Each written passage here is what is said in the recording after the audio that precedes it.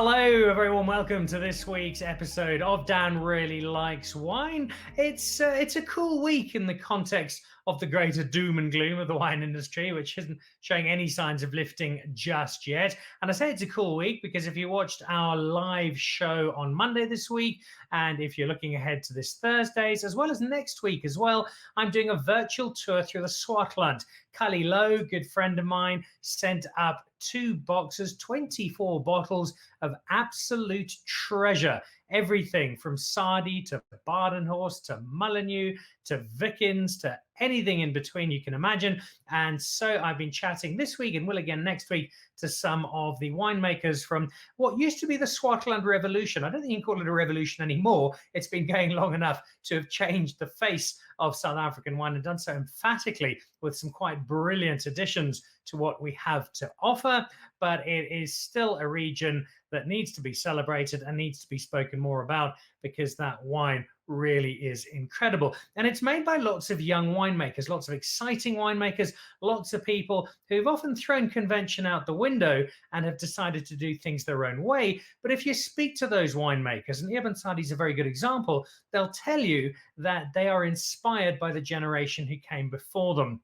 And while the young guns, the cool new kids on the block, do get a lot of attention and get a lot of press, we mustn't forget that South Africa has some incredible winemakers through its history, and that the people who came the generation before set in place so much of what is happening today. And in many cases, they're continuing to do so. They might not be quite as young and they might not look quite as cool, but fundamentally, they are every bit as vibrant and as exciting as the wave that has followed on. And that leads rather nicely into the man we celebrate today. Celebrate this week as a quiet achiever in the wine industry. You might not know his wine, you might not even have heard of him, but if you're in the wine industry, then this guy has demigod status. He's a real living legend in South African wine. It's a hackneyed phrase, but one I apply very deliberately because his contribution to South African wine, and you only have to ask anybody in the winemaking industry, has been immense. And so I don't just have him here today with a selection of his wine to taste and to celebrate. I've also roped in Greg Sherwood, the master of wine from London, the South African master of wine, who does such great work for us over there, to help paint the picture of not just the man in question, but also why he's done so much. So you're probably thinking, well, who is this guy? Who on earth are you talking about, Dan? Trying to work it out. Well, it's a gentleman by the name of Ian Naudé, who has a permanent smile and a touch of alchemy to those fingers as he continues to make quite exceptional South African wine. So on Dan Really Likes Wine, presented by Pick and Pay, gives me an enormous amount of pleasure to say hello to Ian Naudé. Hello, Dan. I must be honest, after that introduction, I think I should leave. You might be disappointed after this. Dan, thanks for this. Yeah, it's a privilege for me, honestly. You know what? I don't do things like this regularly, but Greg wrote me in, and I'm doing it for the bigger picture of South Africans' quality of wine. And that is exactly why we have you here, because we love to celebrate South African wine and we love to tell stories like this. And I know it did take some persuasion, and I'm very grateful that you finally cracked under immense pressure. And I don't think that the reason you're doing it because you get to hang out with me and Greg online, but I know that's not really the case. It comes down to the fact that you are so passionate, so deeply in love, and so deeply vested in everything about South African wine. Then, when I started making wine, just before Stone Age, I think that the biggest thing for us was when we just knew South Africa. We weren't allowed to travel. We couldn't taste a lot of interesting wines. A big thing for us was tasting Paarl against Wellington about Stellenbosch. And then I worked for a big company here, and I just thought, you know what, there must be more to life than this. And I was lucky enough to find a winery in America who said, you can come and work for us for free. And it kind of changed my life because I got to America and I started seeing all these phenomenal wines. And you know, Americans, I read the first thing, we go, which country in South Africa are you from? And then you try to explain to them that we actually have been making wine for 300 years. Cut a long story short, after that, I started traveling for about, I would say, 10, 11 years, where I made 2 vintages per year. I would do a southern hemisphere, and then I would go back to the northern hemisphere. And that's why Eben and them is not that much younger than me. I just did a lot more vintages than them. That's why I look older. It was incredible because when I came back, co-ops was the thing. Co-ops was everything. I mean, you worked at a co-op, and I always said it was the weirdest thing. You became an assistant winemaker, then a winemaker, then a cellar master in Afrikaans, a keldermeester, which I still can't figure out what it is. And then you get the golden watch, and then you die. And I thought there must be more to winemaking in South Africa than this. And from the beginning, I was one person who thought every time I came back to South Africa, and when I would say the last couple of years when I traveled was people offered me jobs. Why did you stay here? Why did you make wine? And every time I came back to Cape Town and I landed and I see Table Mountain, I knew this is where I want to be. There's nothing in the world that's going to change this for me. But then the uphill trouble started because Eben and myself and a couple of other winemakers, but mostly Eben and myself, sat down and we said, what is South African? What is, except for Pinotage, there's nothing. I mean, we kind of a sad country because we have to copy everything. The buyers from your Marks and Spencers and Waitrose and Harvey Nichols, all these guys came down and said, make me a Sauvignon Blanc that tastes like the New Zealand Sauvignon Blanc. That's hot now. That's what people want. And you go, wrong continent, but we'll do it. Then when you try to manipulate and do the grapes like that, they would come back and say, okay, Chardonnay, American Chardonnay, this is what people right now want. Then we would copy that again. And it sat down for many, many nights and many, many bottles of wine. And then we got to a point where we said, the only difference in South Africa that makes us special is our terroirs. Even if you take the same grape, but you buy grapes from 5, 6 different terroirs. I mean, I made a Sauvignon Blanc at that stage called 5 Regions Sauvignon Blanc, and I bought grapes from Elim, Elgin, Stellenbosch, Darling, Malmesbury, and Durbanville. And I fermented them all separate and blended them together. Nobody in the world could do that. And then I think the saddest thing for me, or one of the best things for me at that stage, was when you visit London, which is the hub of the wine world. Everything starts there. All the wine writers are there. The MWs are there. That's enough for the whole world. And then what happened was you would go into a wine shop. You would ask them, do you have South African wine? And they go, yeah.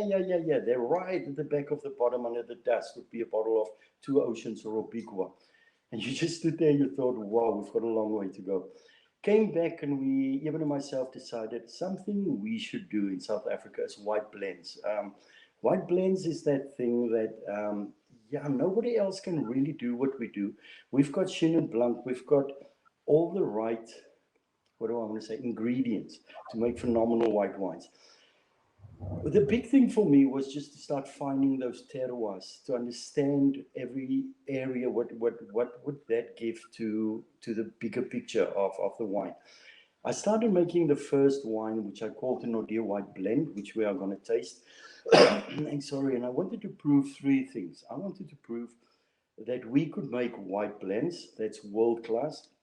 I wanted to prove that our white wines can age. And thirdly, that we can use a screw cap on this. I must be honest with you, the first 10 years, it was wrong. Because the only blend in South Africa that was popular was Grassa. And screw cap didn't work. And then people drinking our age white wine older than 2 years were like, nope, we don't want to do that. So that was a big thing for me. I went all around these areas and I had the privilege to have somebody like Rosa Kriya helping me, finding all these things, finding interesting vineyards and phoning me and saying, listen, I'm standing in a vineyard. It's got your name on it. This is your style. I've got another vineyard for Eben. I've got another vineyard for these guys, but this is your style. Brilliant stuff. I also started thinking, why don't we ferment natural? Because we want to showcase that terroir. We don't want to influence it with the Vin 7 and try to make a New Zealand Sauvignon Blanc. So what I did is I would buy literally the first one we're going to taste. Literally, I would say 20, 30 vineyards of Chenin Blanc, Semillon, and Sauvignon Blanc from different farmers. Ferment them all separate, sometimes going back to the same vineyard and harvest 2 or 3 times to get acidity, to get more fruit. Ferment them separate. And I always say in the winery, If there was an empty teacup or Tupperware, something would have been fermenting in there. And then starting to blend back that wine to create a South African style, but showcasing the terroir, number one, all the terroirs, and layered it, and then showcasing the diversity of South Africa. I'm getting thirsty. I think we should drink something. Indeed. Well, I've got the first wine open, and you have alluded to exactly what it is. And I want to bring Greg Sherwood into the conversation from his home in London and talk about not just Ian, but the first of these wines. It's a 2006 white blend. One of the big things, Greg, that we've been able to do, particularly during lockdown here on Dan Really Likes Wine, is to spread the gospel of the older white wine, in particular the older white blend, and those led by Chenin, and this is Chenin Semillon and Sauvignon Blanc. Talk to us about the success that Ian has had with those older blends. But before you do that, and before you apologize for your choice of t-shirt, if you can kick off, Greg, by just giving us a snapshot for you as Greg Sherwood, master of wine, celebrated wine writer, and owner of an appalling wardrobe, as to exactly why Ian Naudé is such an important figure in modern South African wine. Hi, Dan. Good to be back with you. As you can see, listening to Ian, he's a very modest guy. But he's very focused on the vineyards and winemaking, and through no fault of his own, he's chosen to be more in the marketing background and focus on making the best wines he can at all the companies he's worked for. I've known Ian for probably 25 years and seen him in several incarnations through different companies, and finally establishing his own brand. But and I've always thought he's made some of the greatest wines in South Africa. And people, there was never really always the hype around his wines or around him, and he was very happy to leave it that way. But I just thought, these are wines that need to be brought to Europe. People need to taste them, and the ageability for me was a massive factor. Outside of France, there's not many white wines that age as well as Ian's wines and have this kind of classical, lean, fine, cool structure that just ages so beautifully, and after 10 years tastes like a wine that's 1 or 2 years old from another country. So that for me was exciting, and I picked up the mantle and said, no, these wines need to be distributed to the best connoisseurs and collectors, and they need to have them in their cellars, and they need to be drinking them regularly. And so I maybe pushed Ian in a few directions that he maybe probably wouldn't have wanted to. But I think, marketing is important for wine, and people need to know the story. And he has a fantastic story, makes great wines. And for me, the most important thing about Ian and his wines is that his wines represent him. And you can see a stylistic, complete continuity throughout his whites, through his reds, and even through his sweet wine. And I'm sure if he made sparkling wine, you would see the Ian Naudé signature there too. The first two that we had to take speak to exactly that point of South Africa being able to age white wine, and Ian doing so remarkably well. We've got two of them here, the 2006 and the 2010, both the same in terms of their makeup. It's Chenin, it's Semillon, it's Sauvignon Blanc, two slightly different years. As we taste these two, Ian, what for you, beyond simply saying terroir, is the secret to South Africa being able to create these white wines and these white blends that have such longevity? I'm going to start with the sentence, and I think the sentence you would see runs through my wines a lot. An old Greek winemaker once told me, and he said, and this is really important, he said, the only job a winemaker is supposed to do is to take a liquid photograph of a specific ecosystem or a terroir and to put that in a bottle. Don't put yourself in there. Don't try to be the main man in the story. The terroir is the story. And that's why I was so happy for many, many years to stand in the background and just trying to explain to people that the diversity of South Africa, we've got all these soils. We've got this microclimates. I mean, I'm living in Stellenbosch. Just take Stellenbosch, for instance. We've got about I would say 8 to 10 really strong terroirs in one town or one area. What I wanted to do was just to see if I could take this fermented natural, don't add anything except sulfur because we have to. And I'm not on the green wagon or on the all those fancy things. I'm past that. I just wanted to see what we can produce. We're sitting with vineyards who's 35 to 100 years old. If you survive 35 years in the Swartland or 40 years in the Swartland, winter, summer, wind, rain, you've got your own story to tell. And that was the beauty that I wanted to capture. I wanted to take that liquid photograph and put it in the bottle. Why? People ask me, but why does the wine age so well? Why wouldn't it?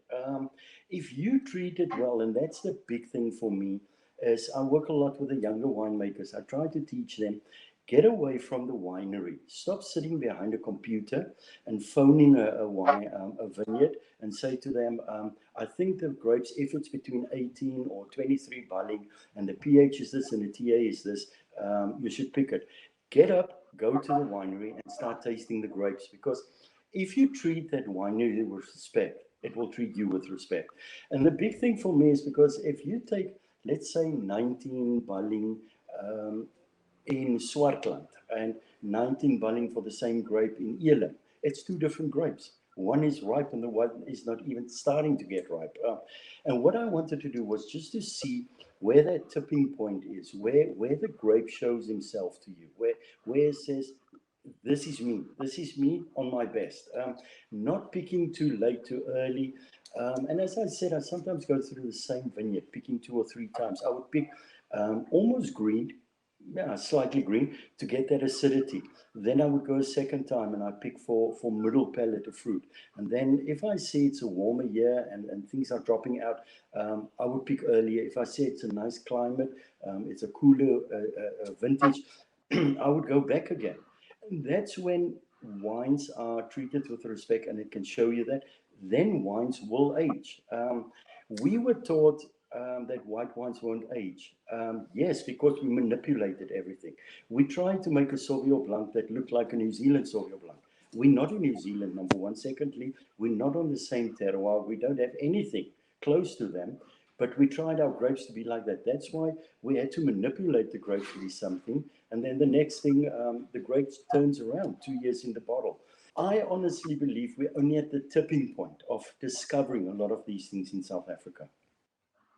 I can see Greg Sherwood is nodding. I'm nodding as well in agreement with one particular comment, Ian, which is we are not New Zealand, which is very important because we have a Rugby World Cup trophy and they don't. A key distinction. But the wine is also one. Greg, before I move on to the Shannon that Ian has, just drinking this, the 06, it's got a wonderful salinity to it. It's held its poison structure. The 10 naturally feels a little bit fresher, but not monumentally so. With both of these wines, and I've lost count of how many times we've said that now with older white wines on this particular show, you don't think you're drinking something nearly as old as you are. And that makes it so special for me. I'm sure you agree with that it does make it really special. Does that translate into commercial success? Yeah, absolutely, Dan.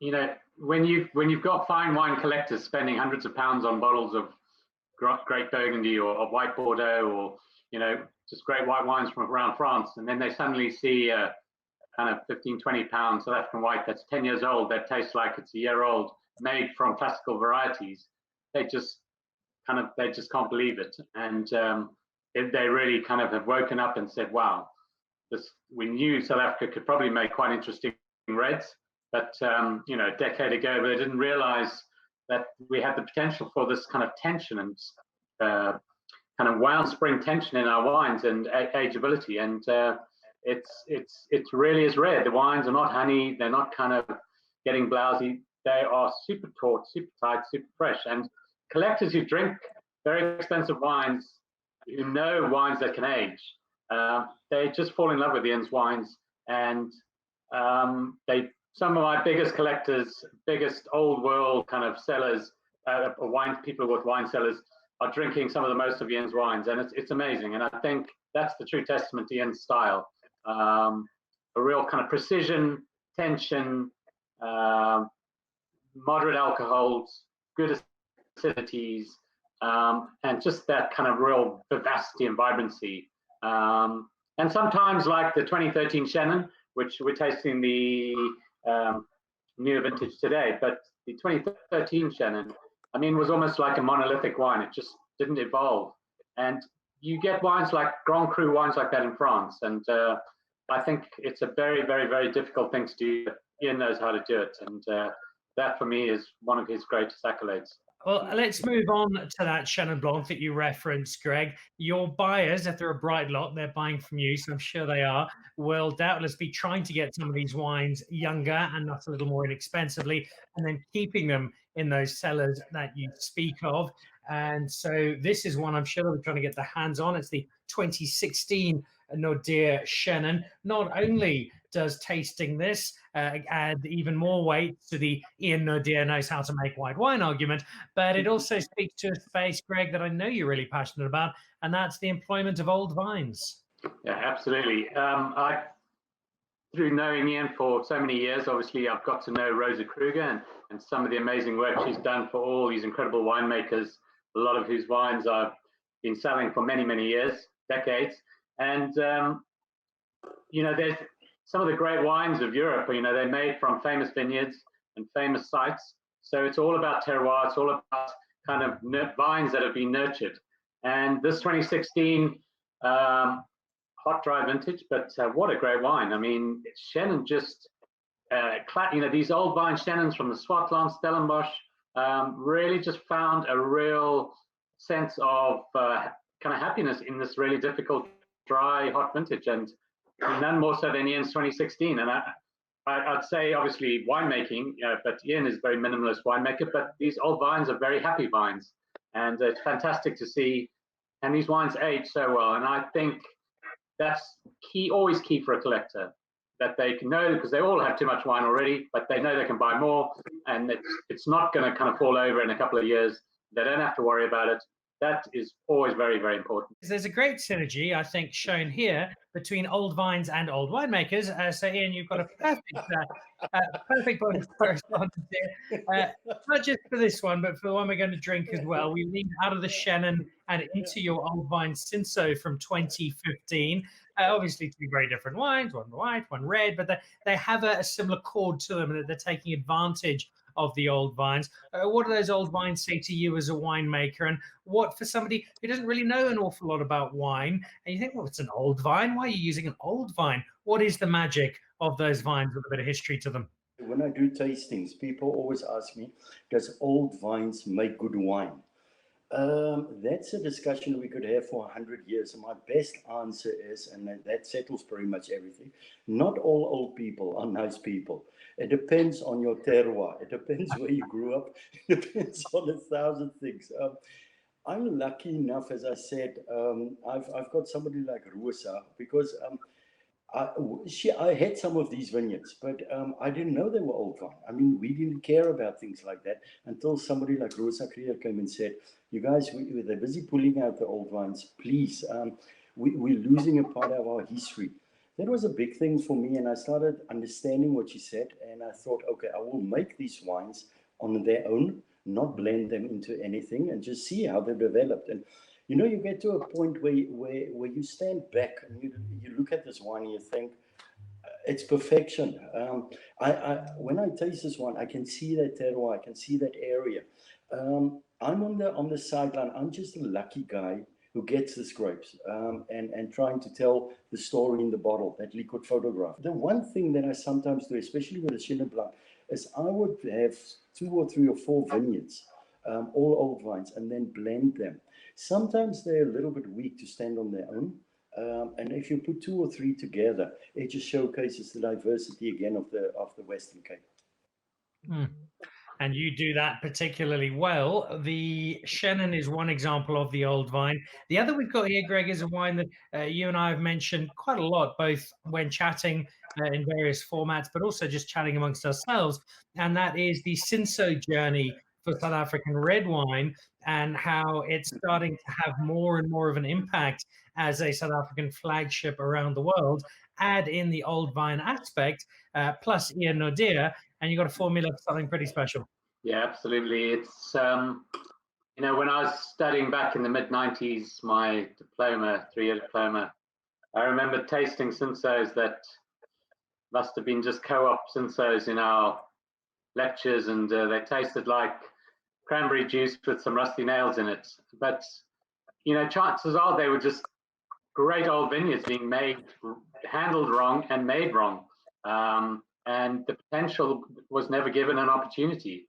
And I've just recently been reading about some winemakers in America who, in Washington State, and they said, actually, Cinsault, we think this is one of the future varieties, along with some of the Rhone varieties. But you have to treat it right and give it respect, and it will deliver. And Ian obviously has some of these over 40-year-old vines in Darling, which have been nurtured and cared for, and some great wines from other winemakers as well come from some of the same area. And these wines are really connecting with fine wine consumers in a kind of more higher level, ethereal way that kind of like Burgundy does. And not many grapes can do that. I mean, Bordeaux blends kind of have their own charm and power. But certainly, Cinsault's almost got this elixir of seduction that great Burgundy has, and I think that's very special. It's possibly the foil to Shannon for the South African story in the UK. I know Joe Waring from Woes has spoken of Cinsault rising as a grape. It is the fourth one that we have from Ian and leads us into our final wine with the master. And it leads me to the question, Mr. Naudé, as I hold up the particular bottle. Who is Oupa Willem? Oupa Willem was my grandfather that I've never met. And when I made Cinsault, I had the privilege of a guy in Kempspey who called me and he said, he buys a lot of wine. And he said, I've got all these old wines from vineyard, bottles of wine from the 60s, 61, 62, 63, up to the 80s, where he bought the Tassenbergs and the Vleer Cups and the really good wines until they went downhill. What was brilliant, he started opening them and he said, I love your Cinsault and I want to taste this because I know most of these wines were Cinsault. It was life-changing for me because I tasted these wines and they were in immaculate shape. I felt like crying because I thought, where did we drop the ball? Because if we made those wines, we would have been, I mean, Bordeaux would have been something behind us. And I thought, why don't I go back and almost just go back to history and say, I'm going to do a Cinsault/Cab blend that showcases that phenomenal wines we made in the 60s and 70s that we have the privilege of tasting now. I couldn't understand a name for it. I was back and forth, and then I thought, you know what, my Oupa that I've never met, and he was one of the people, if I have a choice in life, if I ever could meet, everything about this wine said Oupa Willem to me. And I just thought, you know what a better way to say to this guy, this wine represents you. It's also a wine that represents the Cape terrifically well. Oupa Willem, I'm sure, would be enormously proud.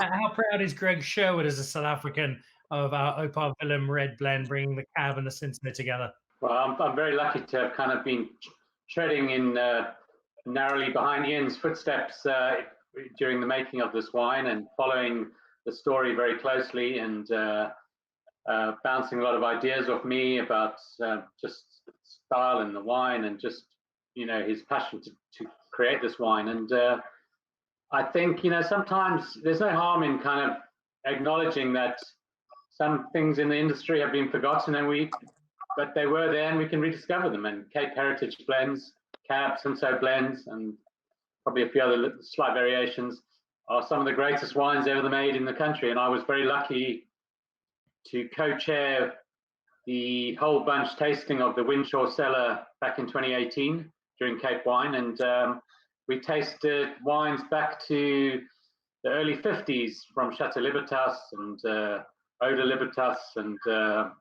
and they were some of the greatest wines I've ever tasted. And during that tasting, I gave my first 100-point score to a Chateau Libertas 1957, which I think 2 other people in the audience did as well, including Roland Piens from Wine Cellar.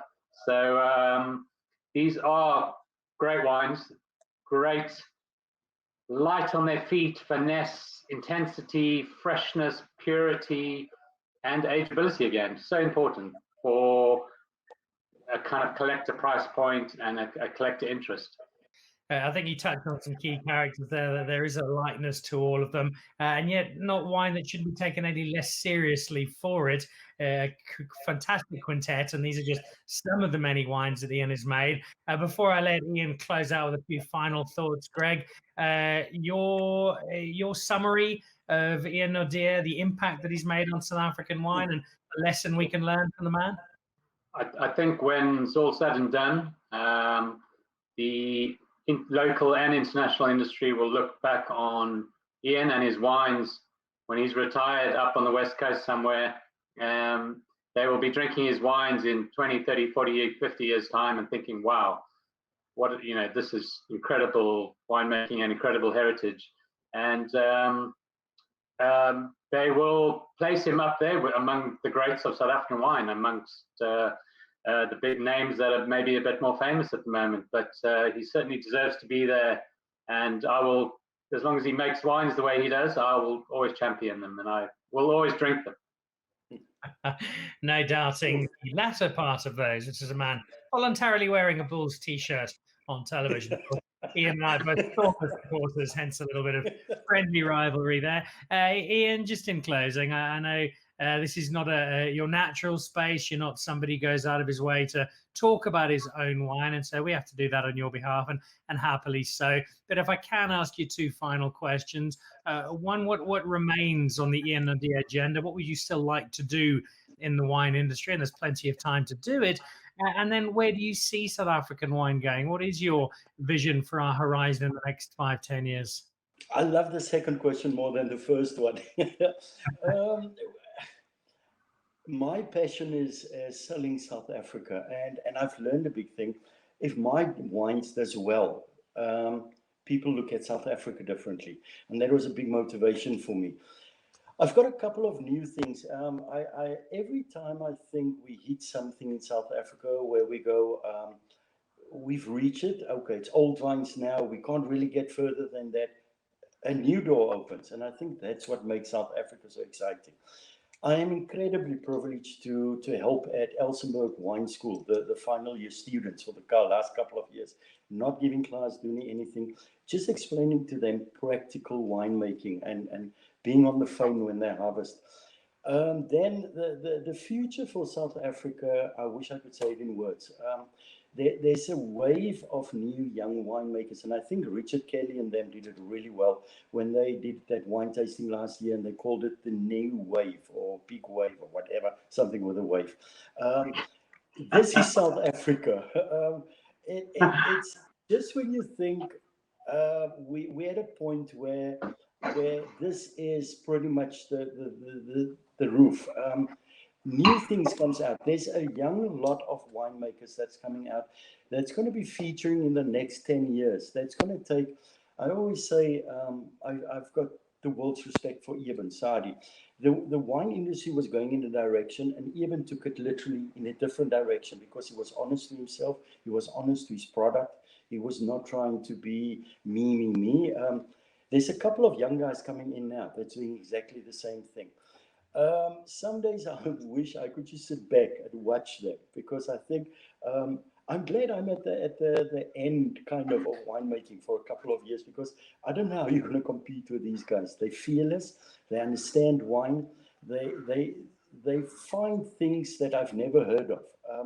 And what's brilliant about them is I get the local lingo from them, which I never heard. I mean, one said the other day, will we see this on Insta? And I thought Insta was a grape variety or something. And then I had to find out it's Instagram. So I've got all these beautiful things that they teach me as well. I think the sky's the limit for South Africa. And with people like Greg and Richard and Ben and James and them helping us, because we can do all these things. If we don't have passionate people on that side, we're nothing. You talk about learning from these young people. Well, they might have taught you about Instagram, Ian, but you've taught them a lot about how to make exceptional South African wine and how to do so, making the very best of terroir, of conditions, of history. And the lessons are learned not just by them, but by every single person who gets to pour a glass of Nordia wine, a lot of which you've shared with us together with your story today, for which I'm enormously grateful. So thank you, Ian. Thank you, Greg Sherwood, dropping in from London. We've now got a busy afternoon trying to digitally edit that T-shirt into something more acceptable.